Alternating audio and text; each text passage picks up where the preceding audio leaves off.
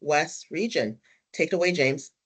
Thanks, Adeshewa. This is great. Thanks, everybody. Welcome, Becky, to the team.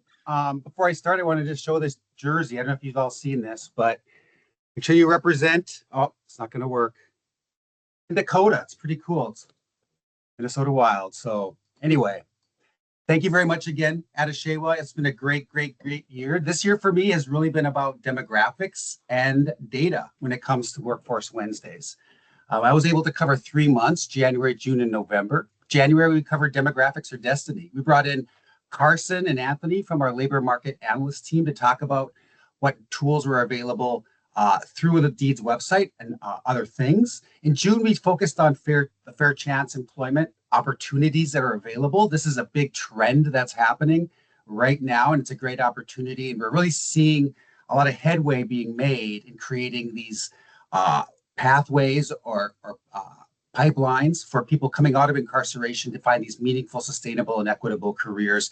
And we're seeing organizations recognizing the value that this workforce brings to their organizations, and they are working to be that employer of choice. In November, we continued that, but we talked about our Native American relatives and populations that are living in Minnesota. Again, we talked about how that workforce and economy in Indian country is evolving and changing and growing. But we also talked about the great opportunities that are available to our employers across the state as it comes to the Native American workforce. So, Adeshewa, do you mind skipping to the next slide, please? Awesome. So yes, we focused in January on the idea of demographics, of data, of how to utilize it. We brought in Anthony Schaffhauser, our labor market analyst from the Northwest region of Minnesota, and Carson Gorecki, labor market analyst from the Northeast region of Minnesota. I've got a typo right there. I'm sorry about that, Carson, if you're online. But it was a great session. It was full of information. It wasn't typically a question and answer back and forth. We kind of let them each have their topics and just go to town with those. We had Anthony discuss with us what are the sources of data? What are the resources available on the Deed website? Where can we find it, right? And how can we utilize it? And then who are those partners at the same time? We then allowed Carson to kind of walk us through how to utilize that data to write better grants and write better award opportunities through state government and federal government and so on and so forth. He was able to walk through also some of the Department of Labor grants that were available. And in fact, he utilized the Department of Labor grant to kind of show us how you can use data, because a lot of these grants ask you to kind of justify why you or your region or your community should get this award. And utilizing that demographic data in your region can be an important tool or piece of that puzzle as you're writing out those grants.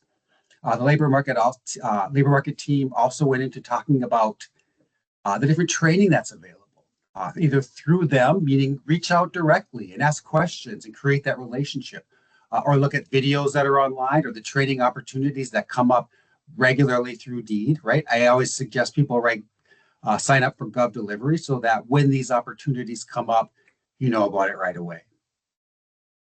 We talked about just the disparity of data. That's probably the wrong word, just the mass scope of data available. So whether your need is to do a salary audit, you want to know cost of living in a particular region versus another region, you want to know housing costs, right? What is it costing your employees to be able to rent that one-room apartment or that home for their family of four? We talked about work sheds, right? Which is basically, who is commuting out of your area for work and who's commuting into your area for work, and how can we leverage that information for greater community recruiting opportunities? We also talked about demographics, right, through our regional and county profiles, and we also talked about population changes and that other demographic data that's available through those.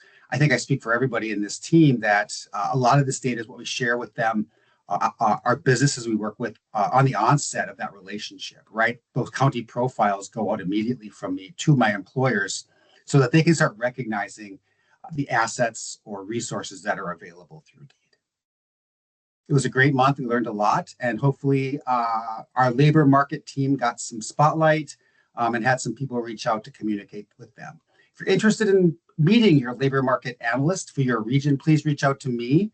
I'll make my emails in the the chat. I'll make sure and get it in there again. I'll make sure you get put in touch with that person. That's a great person to have a relationship with. All right, Adeshewa, can we go to the next slide, please? In June, we talked about fair chancers, and this is an exciting topic because we're seeing a lot of movement, we're seeing a lot of recognition. I would say we are seeing a change in culture as to how we're perceiving people coming out of incarceration. I would say because of this movement in workforce, because of the business, the work that businesses are doing in being that employer of choice for second chancers or fair chancers, what they're doing to be inclusive and welcoming to that population is changing our perception of people coming out of incarceration. It's adding a humanity to it that has been a long time coming. And I see this being something that can lead to greater things. Our panelists were made up of both employers who are in this space right now working successfully, and also individuals that work with DEED within this space also. I want to point out before I get into this right now that there are so many other resources available, so many other teams and people who work within this space who are ready and excited and feeling positive about working with you specifically to access, to be that employer of choice for fair chancers. Our panelists include Luis Brown Pena, who I think is retired now. Congratulations, Luis, if you're online. He's a workforce development specialist for DEED. He's worked in this space for a long time, and he has a big passion for it. Jason Pangiarella, the Northwest Minnesota Job Service Supervisor for DEED up in the Northwest. I get the honor of working with Jason a lot in a lot of different capacities. But Jason's an amazing guy who sets up job fairs in prisons and or jails and works hard to connect employers with this population directly in a one-on-one relationship. Again, creating that sense of humanity. We talked to Dara Strickland from Repowered. It's actually called Powered, excuse me, that's another typo. She was the HR manager. Now Dara works in this space, and Powered is one of those organizations that's very successful at recruiting and retaining employees in this space. In fact, I think when we talked to Dara, they basically have a waiting list for people to work with them from these second chance or fair chance locations because of the great work they do. And then Ryan Strong, who's the strategic sourcing manager and procurement specialist for New Flyer. Ryan's an example of an individual who has opened up. He's very curious. He's very thoughtful, and he recognizes, again, the humanity of this. Ryan's a great guy because it goes, the value he brings to this space goes beyond simply employing people. We know what a meaningful job looks like, and we know what a meaningful job can bring to a family, to a person, to someone trying to start over. Ryan recognizes his role in that success goes beyond simply giving somebody a salary or a wage on an hourly basis. It's about creating that connection and creating that humanity back and forth. What are some of the key takeaways? Like I mentioned a little bit ago, there are a number of great organizations available throughout Minnesota right now that work within this space in different capacities that want to help you be successful when it comes to recruiting and retaining fair chancers. We're talking about the DEED's Proud program, which is a federal program connecting multiple departments of corrections across multiple states to make sure that individuals not only have opportunities to develop workforce skills and learn resources before they leave incarceration, but also to have that support and friendship, allyship, as Adeshewa mentioned, after they leave, and so that they've got this great group of people who are trying to help them. Employ, it works on the state level with the Department of Corrections, and so they work with those state facilities where people are coming out of and looking for great work. And then, of course, we have Twin Cities Rise, which we should all be very proud of, who again works in this space to give people that opportunity, a fair chance to start over, to become great members of society, and to kind of live a life, a high quality of life that we want anybody to live. These are organizations that will help you be that employer of choice for fair chancers. I'm going to throw the links to these organizations into our chat when I'm done talking here so that you can reach out to them and take a look. Or if you'd like to be introduced to these organizations, please feel free again to reach out to me and I'll make sure that happens. Again, there are many businesses that are doing this work, right? Like Ryan or Dara who do this work. And these are individuals who are very open and willing to share their best practices on how to do this. And these two businesses are not the only ones that do this. We have organizations in Moorhead and Minneapolis and Duluth who do this great work, have super low retention rates because of this great work they do. And they're willing to talk to you about how to set up your organization to make this a seamless opportunity for you. And then the last thing I wanted to say regarding this topic was that this is good work, right? We're doing good things. We're helping people. We're helping families. We're helping communities. But this work is also good for our businesses, right? So, while we want to hope that this would be an altruistic reason to do this, we also need to remember that this makes good business sense. As many of us know, there are individuals within or going into parole where their parole is based on that employment. Because of that, these can be some of the most reliable and punctual people that you have on your team, because that this chance for them means something, and they don't want to do anything that's going to cause issues with it. So again, reach out to us if you have any questions or concerns, or you want to be connected with some of these great organizations, and we will make sure that happens. Adeshewa, you want to go to the next slide, please? All right, last but not least, this just happened recently on November 6th. We talked about the evolving Native American workforce and Indigenous economy. This is important to me, and this is close to me. In my region, the Northwest region, I have 3 reservations. I share one with Della, Leech Lake, Red Lake, and White Earth, outside of Minneapolis, right, which is the 3rd largest urban Native area in the United States. Outside of Minneapolis, the Northwest has the highest population of Native people in Minnesota, and we are proud of that culture, that color that we add to our region, the music, the flavor, everything about it. We're just very, very proud of that. And because of that, we thought that November, being Native American Heritage Month, was a good time to have this conversation. So we invited in Jim Crowd. He's the employment coordinator for the Minnesota Chippewa Tribe, right? The Minnesota Chippewa Tribe is an administrative agency that oversees 6 of the 7 Ojibwe tribes across Minnesota. Jim's worked in this space for over 20 years, helping Native job seekers find those meaningful, sustainable, and equitable place to work. We invited in Martin Jennings, the executive director of the Northwest Indian Community Development Center. Martin's oftentimes the smartest guy in the room, and also the individual that really has a great passion and is able to bridge a lot of contemporary ideas and information with a more traditional way of looking at the way we do things. Martin is passionate about not only finding, again, those meaningful, sustainable, and equitable careers for our Native neighbors and relatives, but also looking at our systems on how they exist and working to dismantle some of those systems that might minoritize individuals a little bit more, which we can talk about later.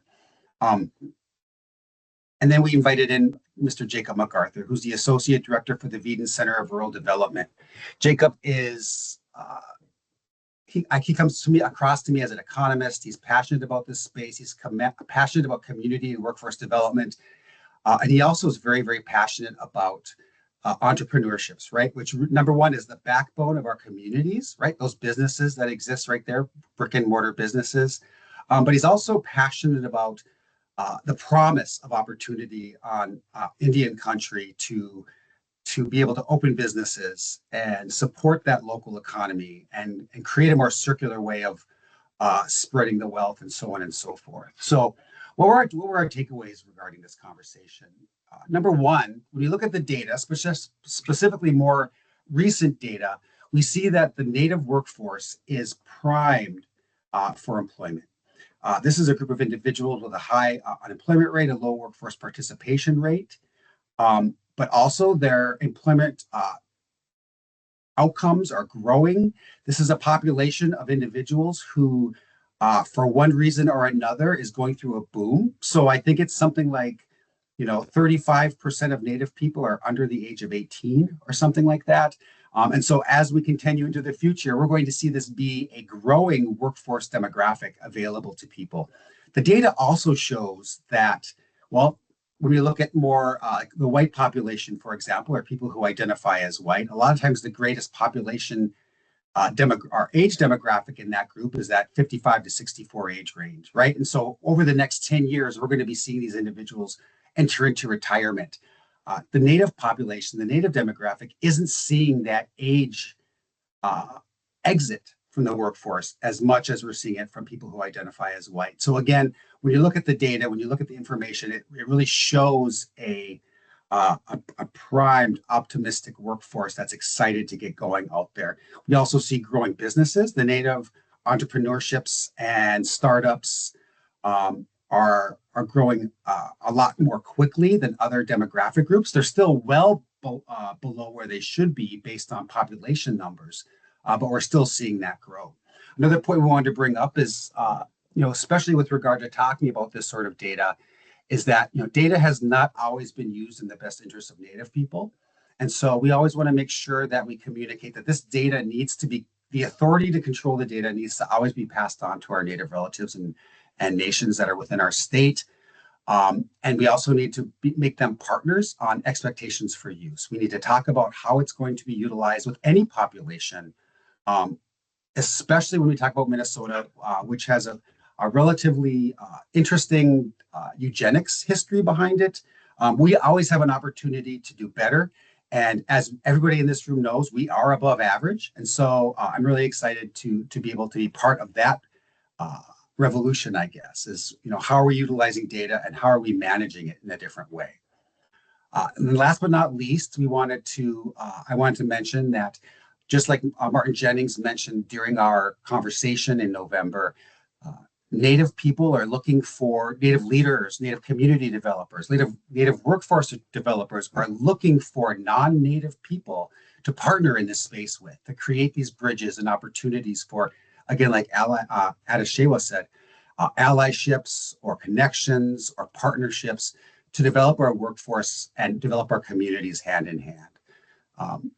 If you are interested in talking to any of these individuals or exploring opportunities to create pathways for Native talent to move into careers at your organization, or you're looking just to work more in this space, please feel free to reach out to me. Again, I'll put my name in the chat. And thank you very, very much for letting me speak today. And I'm going to pass it on now to Shayla.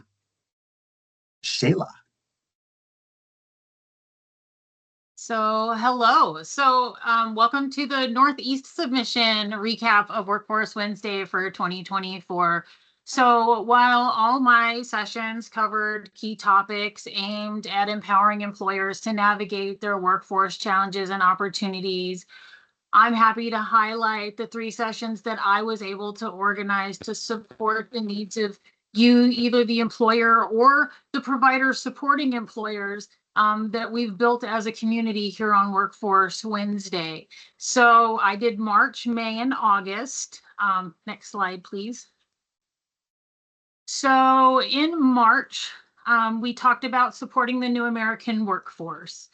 So Minnesota has welcomed nearly 3,500 new arrivals from other countries between 2020 and 2023 from the latest year from like the census data that is available. These new arrivals include immigrants, refugees, people from other countries, people here under like humanitarian parole, humanitarian protection is what they call it, and others. Work authorizations vary by group. And while these definitions that they're very broad, new arrivals to Minnesota collectively are called new Americans. So in this Workforce Wednesday session, we focused on the providers that are assisting with welcoming new Americans to Minnesota and connecting this often underemployed talent pool with, employers and good jobs. And so we focused on, the services that are provided to new Americans here in Minnesota. And then we talked to different organizations like the Minnesota Council of Churches, Lutheran Social Services, CAPI, and we talked about some of the practices that they utilize in assisting new Americans when they come and helping connect. And so some of the key takeaways were highlighting the systems that are in place to support refugees and immigrants and detailing the critical roles that resettlement agencies play in connecting new Americans to unemployment, to employment. And then we also talked about practical tips like inclusive workplace policies, offering language supports, and building cultural competencies. And so if you are, looking at working with that talent pool, I highly recommend looking at that session, because employers were left equipped with the ability to connect with resettlement providers and kind of understand what resettlement kind of looks like in Minnesota. So next slide. And then in May, we kind of focused on authentic leadership. A lot of us have probably heard about authentic leadership and how important it is, and employee engagement and promoting successful hiring and retention, but don't really kind of know what it is and like, what does it mean and how do you cultivate it and how do you promote those skills? So during the May Workforce Wednesday, I had a panel of amazing experts of Minnesota employers and providers to share their insights on what it means to be an authentic leader, and talk about what are the qualities of an authentic leader, such as possessing qualities like being transparent, or having empathy or humility and integrity, building trust through being open and honest and being consistent in your decision making, being empathetic and humble, and having integrity, and being able to inspire others just by being ethical, open, and honest.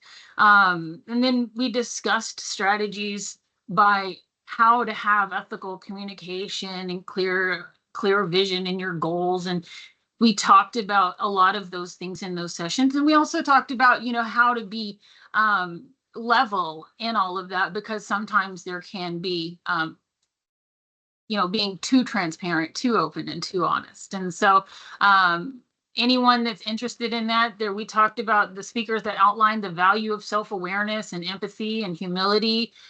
We talked about proven techniques that really have helped them get to that next level. And I chose the panelists, Kelly, Tamara, and Claire, because I've seen them, exuding these qualities in the region. That is why they were selected. Because truly, I've recognized them as being truly authentic leaders. And so if anyone's interested in how to implement that in your workplace, I highly suggest going back and watching that session, because truly authentic leadership has been known to translate into stronger teams and increased employee satisfaction and overall improved organizational outcomes. Next slide. And the last session that I did was kind of like an everything, everywhere, all at once kind of session, because when we talk about being able to support an employer, there's all kinds of ways that we can help with here at the state. It's like, oh, hey, come to the state. We can help you with all these kinds of things. But there's so many things and so many supports and services. And so how does an employer navigate all there is to offer? So this session kind of offered a roadmap for employers to utilize workforce resources effectively. And during this tight labor market, we know that's really important. Employers may need more assistance in finding the workers they need. And so we tilted a nod to the BD, business development session that we hosted in 2023, tied that in, and then dove into other one-on-one services like labor market analysts who can help you tap into labor market intelligence, economic conditions and trends. We talked about Career4 staff and partners that can help connect you directly to people looking for employment, and there's over 50 Career4 locations throughout the state. We talked about Voc Rehab staff, which can help you connect with individuals with disabilities. We talked about veterans employment staff that can help you recruit and hire our nation's veterans. We talked about Rapid Response Team that can help guide you through the difficult processes of a major layoff. And so that kind of session was a way for as an employer, depending on what your needs are you looking to, what are you looking to do? This session can kind of help navigate you to which portion of your regional team to connect to. And so the key takeaways were, you know, where to go, which door to go to. And the thing is if you go to the wrong door, there is no wrong door, because we can still get you to the right person. And so the biggest thing is how to access their services, who to get to. Contact your Northeast team, or for your Northeast region, Metro team for the Metro region, so on and so forth. We'll get you to who you need to get to. And with that, all of the sessions that I hosted did cover all the key areas for the PIE, and because of course employers are struggling all over the place: engagement, diversity, training, retention. So hopefully you all found value in it. And so with that, I will pass it on to Della.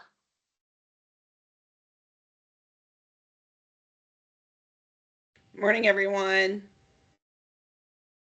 Glad to see so much activity in the chat and great information flowing. So I am doing Central and Southern region.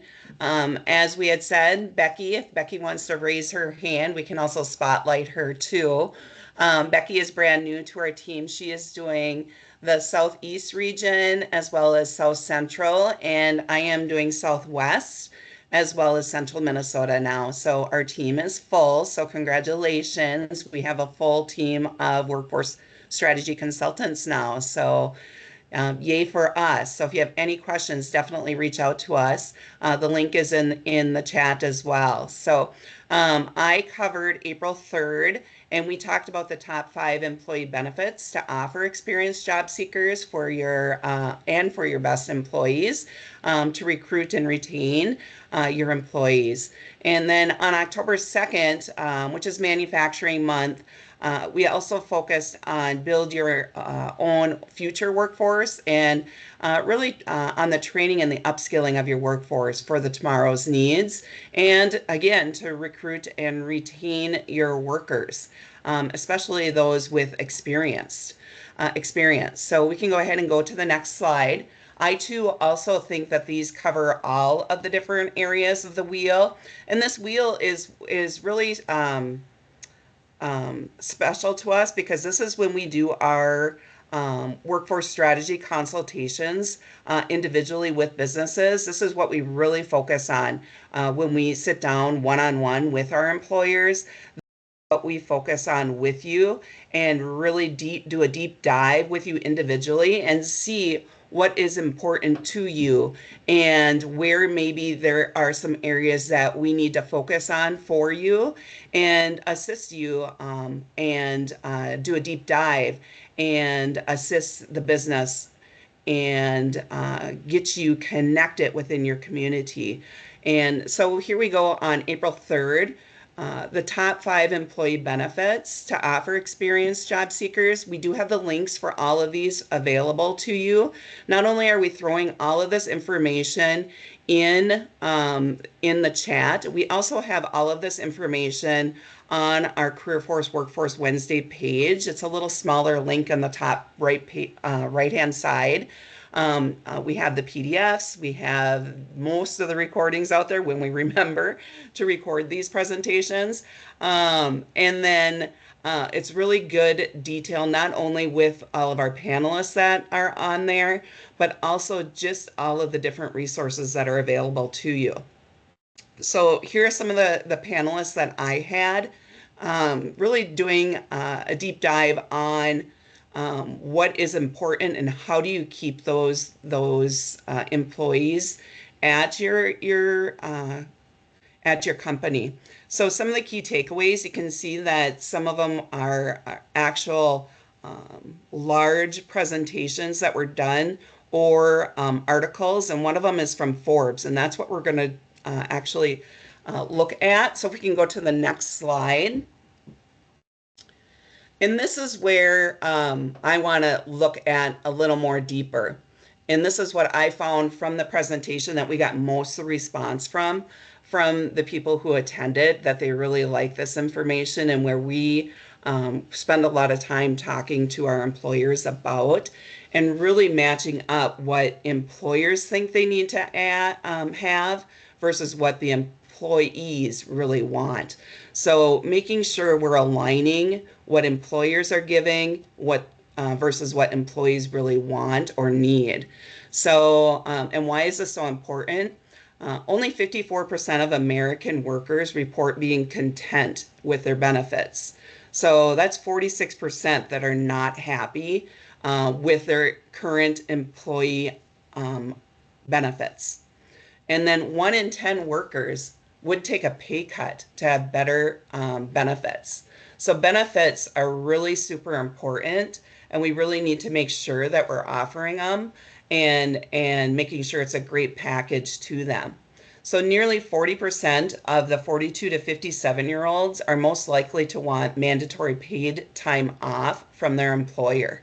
So if you're really trying to get seasoned employees, that time off is critical, and that is one of the best ways if you're looking to get people who have experience, is to really look at your vacation or your PTO package and make sure that that is something that you are really offering, something that is the best. A lot of times why people will not move or switch jobs is because they've probably moved their way up within a company and have probably better vacation or PTO, and they're not willing to start over at the 1 or 2 weeks time off. And then over 80% of employees older than 42 are looking for roles that include employer-covered healthcare. And it's very important, not that it's just like the large HSA. Obviously, the older people get, the more need there is on the healthcare. So really looking at, is HSA the best package, or if we are doing the HSA, are we allowing or giving them some money in that piggy bank as soon as they start at our company? On that first graph, you can see that the top 3 benefits align, but then the last 2 are listed that the employees want more time off, and then that mental health assistance is definitely important to them. So really paying attention to that. We have an employer here in central Minnesota that they have a pastor on site, and they really help with that culture. And it helps people through divorce. It helps them when they're getting married, and even helps them through death. And it has really helped the mental stability at their organization. And it's a non-denominational, big word for me, for helping with their culture. And they've seen a lot less turnover within their organization because they offer that. And then another thing, like we talked about, is making sure that you're offering the right amount of time off based on that person's experience, not just because they're just starting to work from you and you get 1 week or 2 weeks off. Really looking at their years of experience and making sure that you're bringing them in at the right level of time off. On the second graph, you can see that employers' priorities reflect a trend of attempting to entice employees back to the office, rather than, it seems like they're ignoring what they truly are asking for, which is that flexibility and that working from home. Employers are also prioritizing team bonding activities and company retreats for their employees versus focusing on those individual needs of their employees. Employees really want that work from home, and they really want that professional development. So how do you kind of tie that all together and making sure you're really listening to your employees? And this can be done through doing those individual clients or individual employee surveys and really listening to your employees. Okay, the next slide. So in October, we really did a deep dive on workforce and the training and upskilling. And this was done through our MJSP grants, and we did have a question about MIF and JCF, and I want to touch on that as well. But these are specific to DEED, and we had Jody and her team, Danielle and Vicky, and you can see the regions. And if you're not sure what region you're in, definitely reach out to us and we can assist you. Basically, Danielle has the northern and central part of Minnesota, and then Vicky has the southern part of Minnesota. And again, they can assist you. They're very hands-on with assisting with the grants that we have available. And then we did have some panelists that have either earned one of the grants or can assist with writing those grants on that panelist discussion. And then all of the takeaways, we have the links right there for you to be able to look at all of the details of these grants, as well as all of the forms and who's actually received these, the grants. So if you've already received the grant, that is public knowledge and public information. So you can always reach out to those people and ask them, how did you do it? What kind of, how are you using it? And how can we work together and develop that for the future? So the next slide. I'm going to spend a lot of time on this, so we have about 7 minutes, and we're going to do a deeper dive onto this. So with automation training, and you can see on here we have Minnesota Job Skills Partnership, which is MJSP. The MJSP works with businesses, educational institutions, and nonprofit organizations to train or retrain workers, expand work opportunities, and keep high quality jobs in state. The goal is to target short-term training for full-time employment in the growth sectors of the state's economy. Okay, so the first one we're going to look at is ATIP, which is Automation Training Incentive Programs. The purpose of this is to provide training grants to assist small businesses located in greater Minnesota in the adoption of new automation equipment or technology. The grants are up to $35,000 to businesses with 150 or fewer employees, and that's full-time.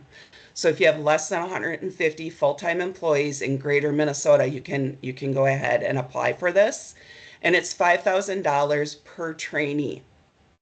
And the jobs must pay wages of at least 120% of federal poverty guidelines for a family of 4, which under that guideline, it's $17.87 an hour. So if you pay above that, then you can qualify for this grant. And these are ongoing. There is no deadlines, anything. So if you are buying new equipment, definitely apply for this, and they approve them on an ongoing basis. Some of the current programs that have qualified is Lewis Industries in Painesville, Two Rivers Enterprises in Holdingford, and TCF Poultry in Ashby. The next one we're going to look at real quick here is Job Training Incentive Program, or JTIP.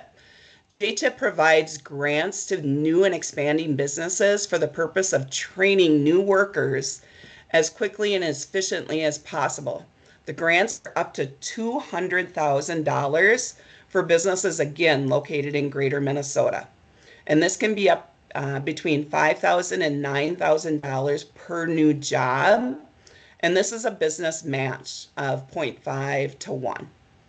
And new jobs must pay, again, above that federal poverty guidelines, which is $17.87.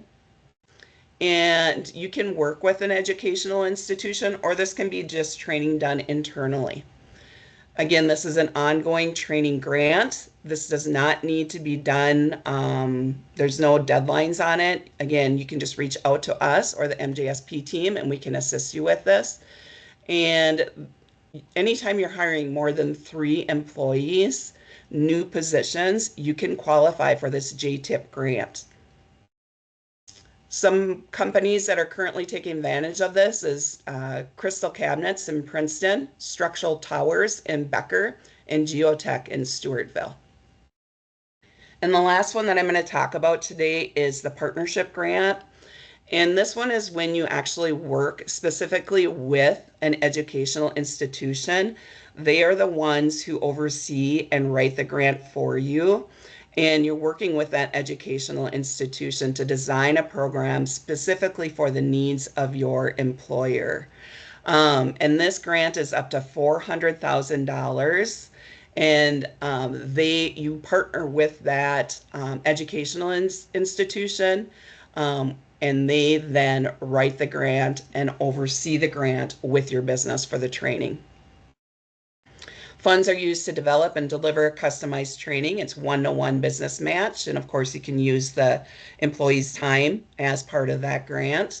And it's new and incumbent workers, and it's usually a 1 to 3 year program. Some of our current programs that are using this, or companies that are using this, is Landwehr Construction in St. Cloud, 3M in Red Wing, and then Polaris in Wyoming. Now, we do also offer JCF, Job Creation Funds, and MIF, which is Minnesota Investment Funds. We have a ton of information on those available as well. Feel free to reach out to us and we can connect you with more information pertaining to those. And those are run usually through our business development team. And that is usually when you are expanding and growing your business, or if you're a new business within the state of Minnesota. And like Job Creation Fund, we have like Sage in Faribault who took advantage of that, Central McGowan in St. Cloud, and Miller Bren Manufacturing in Winstead. Minnesota Investment Fund, UMC in Monticello, Nucleus Labs in Rochester, and Mossman Companies in Alexandria also took advantage of that. So again, reach out to us. We have a ton of information on it. We have a lack of time today to go into all of the details, but again, feel free. And I am now going to turn it over to James to wrap it up. Thanks, Stella. This was great. Thanks for giving us that rundown. And everybody, thanks for joining us today. As you'll know, we have these Workforce Wednesdays every month, first Wednesday of the month. But the first Wednesday in January is the 1st, so we're moving it to the 8th. Please still come. Please join us. It's going to be a great time. We're going to focus on Deed's business development team, the key to business expansion and growth. We're going to bring in 4 of the individuals from that team to join our panel. We're going to talk about how they impact Minnesota's economy. We're going to talk about the different resources and assets that they provide or make offerable to business expansion and relocation, including the Minnesota Investment Fund and the Job Creation Fund. We're going to talk about their regional approach. Just like we have a regional approach, they have a regional approach too. But we're also going to talk about so much more. So please join us on the 8th. Registration is open for that right now. You can also go to careerforcemn.com, where you can check out past and upcoming session topics. You can look at resources, you can read our blogs, and you can find different ways to engage with your regional team, whether that's workforce strategy or career force or even business development. You can also sign up to receive our emails for reminders of these events. You can receive our newsletter and other information about what our team is up to. So again, please join us on Wednesday, January 8th for our next Workforce Wednesday.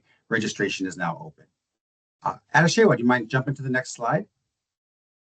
So thank you again, everybody, for joining us. It's been great. Please take a minute now to complete that survey. We're also going to see some Adeshewa, our Shayla is throwing up a poll right now, as you can see. We want to continue to grow our Workforce Wednesday audience and our topics. And so do that survey. Let us know what you want to hear. Let us know what you want to learn so that we can make this happen. Very soon here, we're going to switch to our Unplugged session where we're going to go ahead and stop the recording. We're going to, you can go ahead and unmute your mics. You can turn on your camera. You can engage with our entire workforce strategy team. You can talk to your representative of the team right now. Just please give us a minute to make this transition. And we'll make sure to throw that post-event survey up into our chat so you can take care of that right now. Awesome, awesome. All right. Looks like everybody's kind of growing up. You should see some questions for a poll up there right now. We'd love to hear from you and hear what you think about that as we get our Unplugged session going here. So while that's happening, I'm going to go ahead and just start asking questions of our group. Does that work for everybody? Go for it, James. All right, I'm going to do it. Here we go.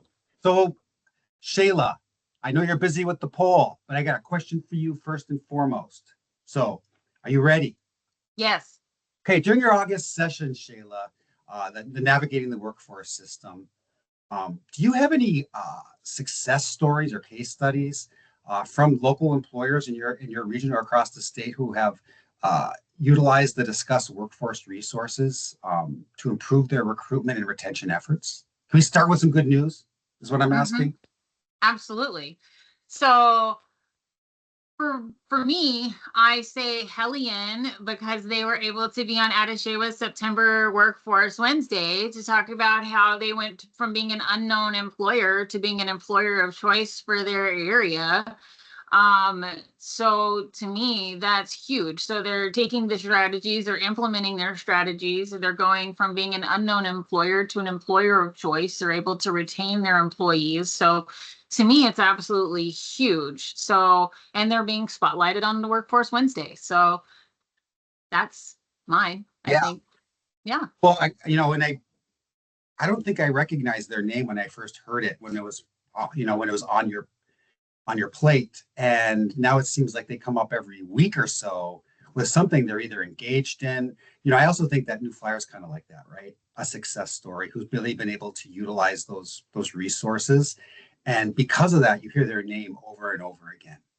And it Mm, kind of sinks into your subconscious as something maybe you trust a little bit more. I don't know if that's true or not, but I think it's interesting. Um, absolutely. Thank you. So, okay, let's jump to the next question here. And I want to ask this one of Della. It really does relate up to that idea of employer of choice, right? An employer of choice is not only that organization you want to work with, it's that organization you want to stay with. And Della, I've been able to work with you enough where you're having these conversations with employers, and you kind of reinforce this idea that your turnover rate should always be less than 10%. Um, and I think we also have talked about how that turnover rate is especially sensitive. That's probably the wrong word. That first 30, 60, and 90 days of somebody's employment, right? Because it seems like I hear that all the time, right? People, they stay for that first 90 days. If we can keep them past that 90-day mark, they stay for a long time. But that's kind of like the tipping point for them. Um, what can employers do with regard to their onboarding of new employees to make them, from that onset, make them feel like they're part of that culture or that team to ensure that lower turnover? It's a great question, James. And I'd love to hear from the audience as well if people want to put things that they've done and add that to the chat of things that they're doing within their organization. One of the things that it starts right away when people are applying and that quick turnaround, as soon as a person applies, if you can have a 24-hour turnaround. I have organizations that as soon as they get an application, they're having them interviewed and hired within 24 hours. And then from there, they set them up with a buddy and they're hiring in groups and making sure that they not only have a buddy of people who are being hired, but they also have buddies on their team and walking them around and not just the supervisor because that's a little daunting, but they're also doing it with a team member that's maybe super social and making sure that they know where the bathrooms are. I remember one time I started a job, I didn't know where the bathroom was. And the whole day I went without going to the bathroom. So I had no clue where it was. And just like simple things like making sure that they know where everything is and they know where the breaks are. Meeting with your person every day before the shift and talking with them, asking them if they have questions, making sure that you go through and explain things over and over again. Because that first day or that first week, you are a deer in the headlights. It's going in one ear and out the other. Right now, we're doing training with Becky on our team, and we have told her that we will meet with her over and over and over again. She meets with somebody on our team at least once a week, and we switch it up on the team so she can hear it from different people, even if it's the same subject, because we all have our own different way. You heard Adejewa say it at the beginning. We all have our own way of doing our job, and maybe she'll learn it a different way and she'll have her own way of doing it. But we want her to be successful. And we just want to make sure that any employee that starts a job feels like they can be successful in their position. And it's definitely your culture. And you want to make sure that your culture is open and inviting and you're listening.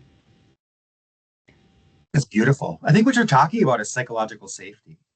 Absolutely. 100%. And you mentioned the buddy idea. I used to work for an organization that worked to put people on the autism spectrum into meaningful careers. And one of the best practices was exactly that. This was like 10 years ago. But just thinking outside of the box, they actually brought that buddy in after hours with this individual so that this person could come in who was on the spectrum and find out where the bathrooms were, find out where the break room was, find out where all these things were when he didn't have to worry about navigating the social part of work, just take baby steps kind of into that world. I think that's really amazing. Della, you also mentioned during your part of the panel discussion, an organization that hired a counselor full time. Was it a counselor position? Yeah, it was a pastor. A pastor. Yeah, it was a pastor, and it's Cold Spring Granite in central Minnesota. And it's a you're going to make me say that word again. That's why you did it. Non-denominational. Whoa! It's like a harmony. Pastor, and he's just there, He walks around. He's just a friendly face, and he just talks with people. He knows people's birthdays. He knows their kids' names. He's there just to check in on people, and he's just a safe space, and just to talk with them and see if everything's okay. And that's what he's there for. And they have seen a huge culture change. And it's just a way for them just to have somebody to talk to. One thing that has changed in our culture is, especially since COVID, is a lot more people are homebodies. They go to work and they go home. They don't have that family centric, that people to talk to as much, especially now with everybody on their phones. They have really found a huge change in their environment, just socially having that person available, and just a warm smile. There's an organization up in very north Minnesota that I work with in my region that has started, a big employer, many workers there. And they have started to transition people entering into retirement into a similar role, where so many hours a week they walk and they talk to people, not in their team, but on a totally different part of the plant. I talked to their HR team, and the conversations that are coming out from this individual are beautiful. That, there are conversations, there are things that are affecting our bandwidth and our capacity to perform, or our just our output, that we don't want to talk to our spouses about, we don't want to talk to our friends about, we don't want to talk to our boss about, right? And having this neutral person, according to this HR team, is allowing for conversations that probably wouldn't happen, but involving things about people, senses of depression and how to cope with things. And, people carry that stuff around. So anyway, thank you for sharing that. I think that's really great. Mm-hmm. Absolutely. Again, getting back to that psychological safety side of things. And Adeshewa, I think I'm going to throw the next question to you, specifically because of your DEIAB work. We're really talking about these different demographic ideas.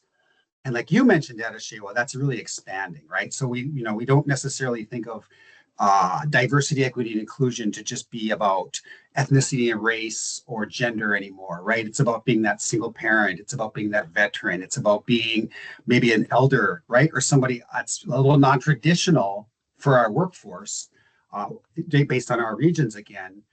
And with regard to that sense of psychological safety, giving people an opportunity and a space to be authentic, what should employers consider when they're deciding to grow their diverse workforce? That is so much to unpack. So let me say, I'm glad that you had mentioned, and I tried to mention it too, just with the diversity, equity, and inclusion, accessibility, belonging. There's so many different acronyms, but they all contain either all or some of those words. really looking at going beyond ethnicity and race. And so looking at multi-generational, looking at, like you mentioned, single parent versus, or a parent versus non-parent, religious, sexual orientation, like there's just different factors. I think for employers, the most important, or one of the most important things is in your approach is to be authentic, is to really mean what you say, and really, that talk the talk and walk the walk. In the presentation that I did for February, one of the things that I mentioned, and one of the ways that employers could possibly sabotage their just their interaction and their building a relationship with these targeted communities is just checking boxes. And so, people will, I think what employers, or some employers, I won't say all, some employers might fail to realize is, communities can sense the difference between when you're authentic and you really want to build a relationship. You're really looking at talent from those communities versus, well, I just need to check a box. So I just need to be kind of that surface level, that performative, Yeah. and not actual. And so I would say things to look at is really being authentic, really having a plan of action, an honest plan of action. I think looking at you know really the communities. What is the communities looking for? What are their, they want the same things. They want benefits. They want a livable, sustainable wage. They want to be able to, have longevity. They want to be able to say, okay, if this is the career, this is the industry that I'm interested in, I want to be in this career, in this industry for the rest of my work life. And I think looking at that, I think I always tell employers, stepping outside of your four walls of your office and actually going to those communities, going to the talent. Right now, we would consider it would be considered a candidate driven market. Now, some say that the pendulum is kind of swinging back towards employer driven market, but right now it's a candidate driven market where there are more opportunities than there are candidates. And so it's really important for employers to figure out how to engage and to build those relationships. So really, I would say that, to increase the diversity, those are some of the things. There's many things. We can talk about this for hours, but I know we only have 30 minutes, or for me about 2 more minutes. But I think just starting with that is being authentic, being genuine, really not doubting the ability for your targeted audience to understand and know the difference between when you're being performative and when you're being actual. So I'll Well, stop with there. hey, Anyone who wants first, to do a deeper dive, I will leave my information in the chat, and feel free to shoot me an email. first off, you can talk as long as you want. I will listen to you forever. It doesn't have to be just 2 minutes. So Okay. I'll always be in your audience. But I wanted to bring up the Diversity in Manufacturing Initiative, which I feel, based on what I know of it, that is a space where employers are entering with that sense of sincerity and authenticity about really wanting to increase the diversity within this industry, not only necessarily because of the workforce shortage that we're all experiencing right now, but also because they recognize that it's, again, we can do good business while doing good at the same time. Can I just invite anybody who's interested in learning about your Diversity in Manufacturing Initiative to go and reach out to you? Oh, sure, sure.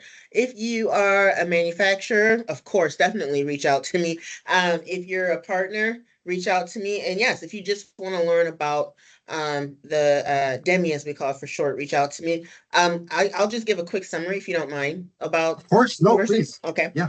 So as I mentioned before, besides working with employers, one of the things I like about being a consultant with this team and just this team in general is that we're very innovative. And when we find that there's needs to develop programs, initiatives, partnerships, we take the initiative to do that. And so one of the things that I found is that in the manufacturing industry, there is a need for diversity.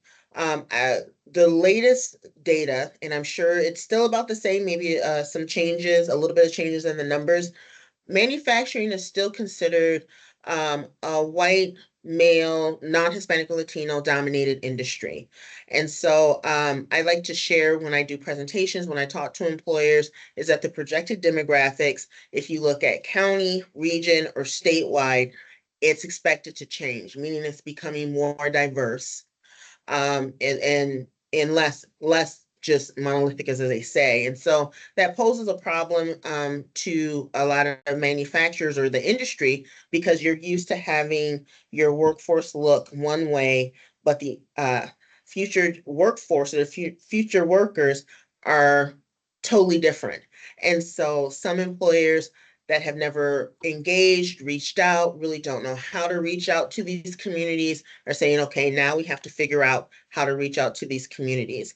And so the purpose of the Diversity in Manufacturing Initiative is to get manufacturers in the industry, along with different partners. It could be educational, workforce boards, community-based organizations, and really look at, okay, what are some of the best practices that we can, suggest to employers to reach out to those communities.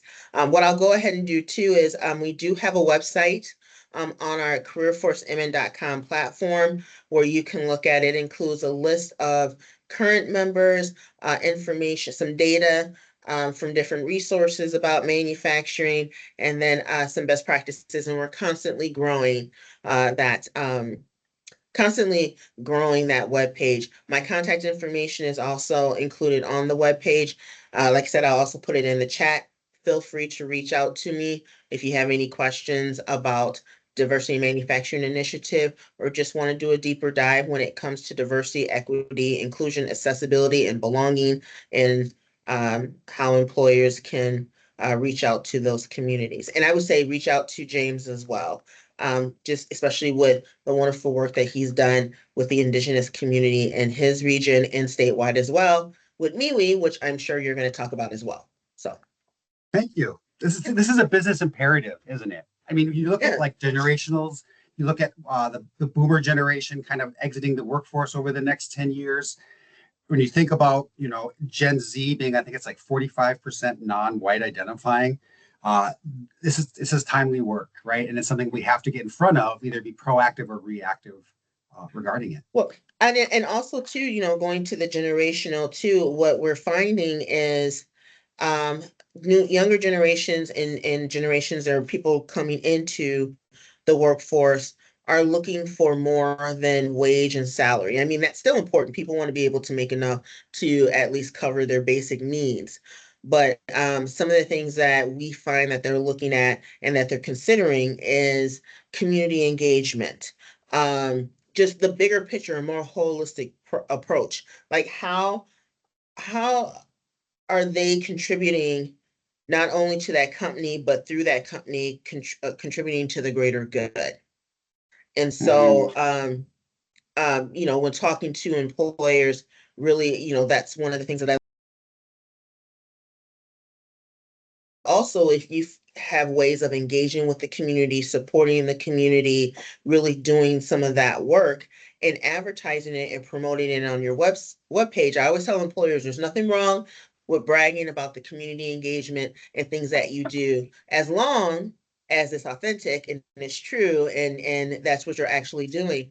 That is different ways of getting those younger generations interested. They're just looking at a holistic, other things besides wages and salaries when considering employment. And I think for a lot of, I would say, uh, boomers, and Generation X, myself, it's something new to consider. I understand it. I think it's wonderful.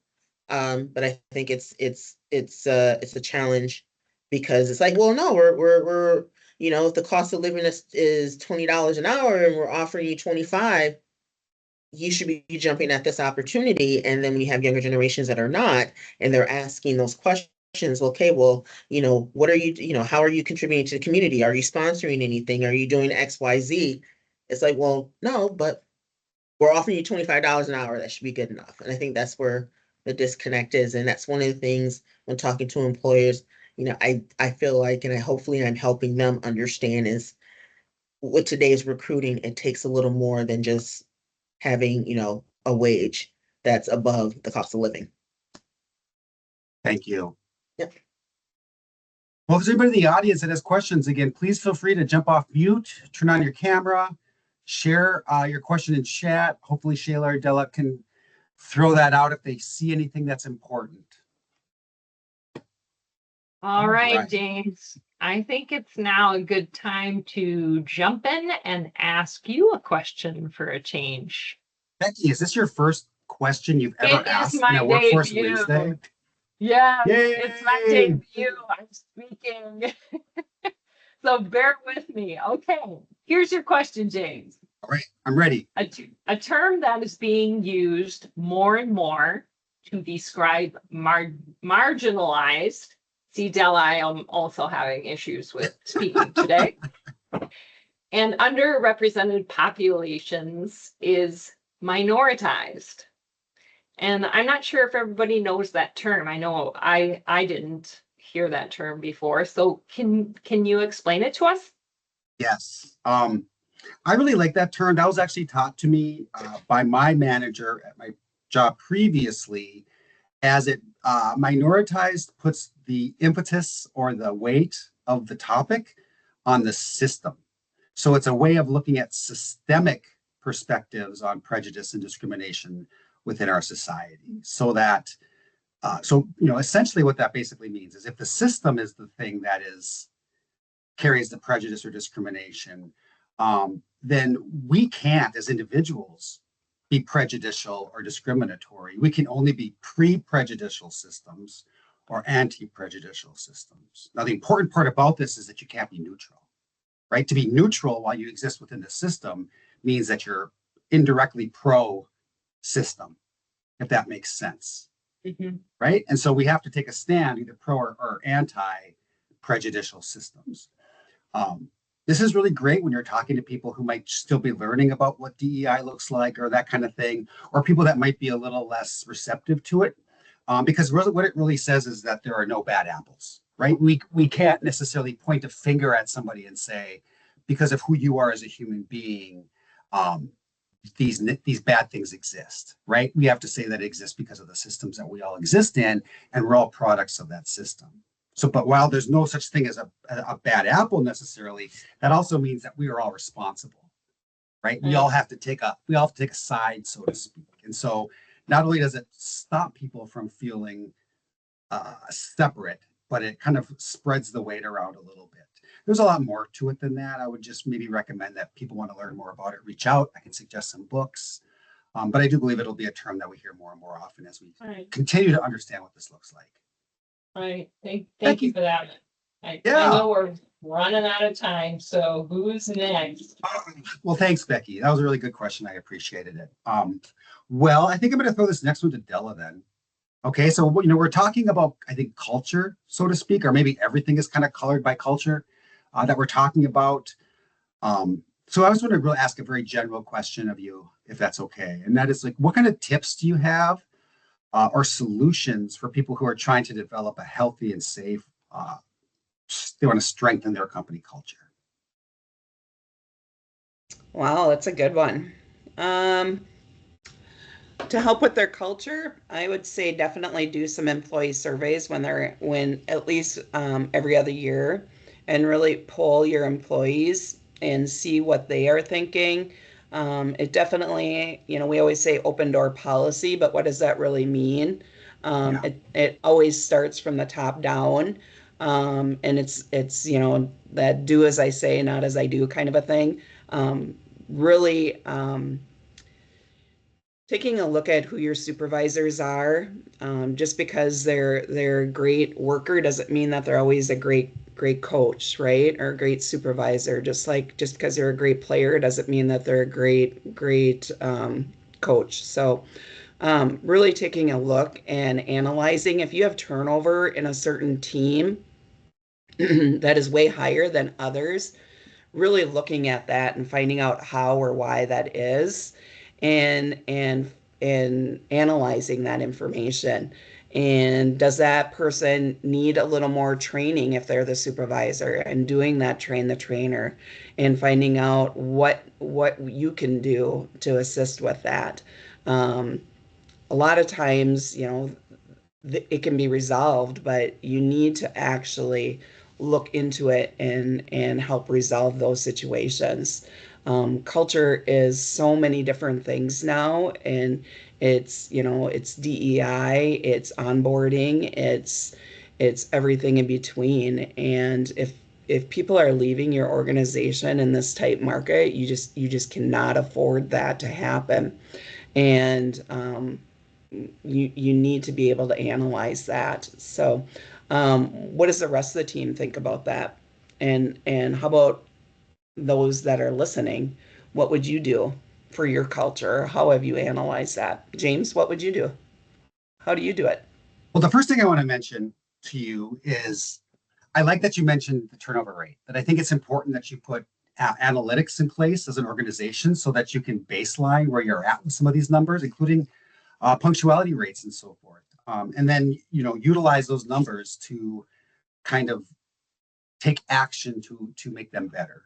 If the audience is interested in some of those analytic numbers and how to figure them out, reach out to any of us because we know some of those things. But I'm with you 100%, Della, with regard to that culture. And Adeshewa showed us that allyship iceberg. There's something very similar by an anthropologist named Hall back in like the late 70s called the culture iceberg, which talks about artifacts, inherent values, and underlying assumptions. And I think I'm kind of the kind of person who likes to overanalyze things. So I like to break it down into those sorts of objective standards, I guess I would call them, and then like look at those one at a time. But I think it goes back to what Shayla said, or Shayla has talked about at previous Workforce Wednesdays, about being that authentic leader. It's about what Adeshewa said, about creating an environment where we try to meet that employee where they're at and recognize not only those unique challenges that might come to them to, maintain a sustainable career, but also, what opportunities come from them in being inherently who they are. I mentioned working with people on the autism spectrum before. That organization I worked with placed them in these great careers because they saw autism as a gift, right? They believed that individuals with autism had certain skills, abilities, gifts that made them the most qualified fit for particular tasks and roles. And if you're able to be that strengths-based leader, you not only help them thrive, but you actually add a lot of business value to your organization. Correct. Anybody else? No, we're out of time.